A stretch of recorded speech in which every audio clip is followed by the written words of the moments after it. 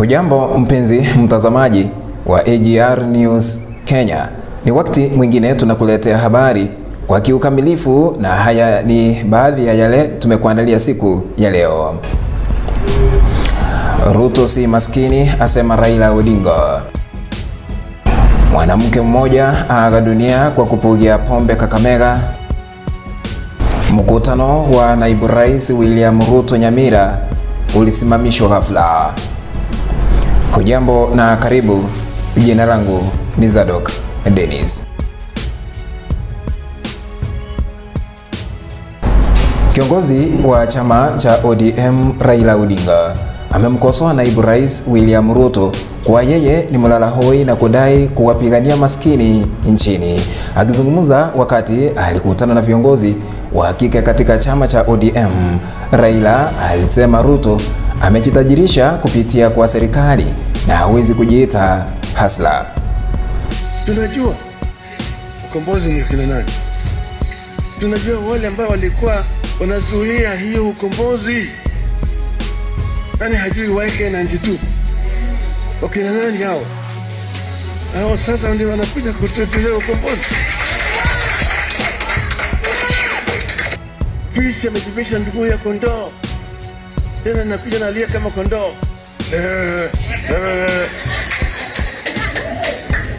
Anataka kuingia ndani ya zizi yetu. Unataka tumkubali fisi aingie? Wakulima wa majani chai katika kaunti ya Bomet wameandamana kulalamikia malipo duni ya mazao yao ya mwisho kila mwaka.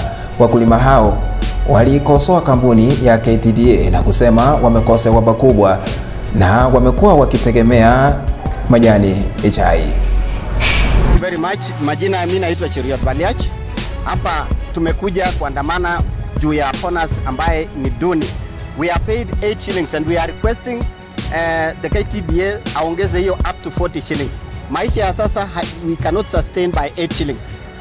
And we are also asking KTDA that we are going to implement the Munya reforms fully and to withdraw all the cases that they have filed against the ministry as far as the tea regulation is concerned, because it is taking a lot of money from the farmers. And we are serious, we want this thing implemented. Thank you. Naitwa John Ruto, mimi ni mkulima ya Kapset, na tumekuja hapa kuuliza bei ya chai ya bonus ile imetermuka iwe shilingi 8. Tunauliza madirectors yetu kwa nini bei ya chai imetermuka iwe shilingi 8, na hapa tumesikia Mwanamke mmoja katika kijiji cha Bushiri, kaunti ya Kakamega, amefariki baada ya kupugia pombe kupindukia. Kulingana na mume wa marehemu, alisema mwanamke huyo alikuwa mlevi na huenda alipoteza maisha yake kutokana na ulevi. Nadaiwa kuwa mwanamke huyo alifariki ghafla usiku. Sawa sana.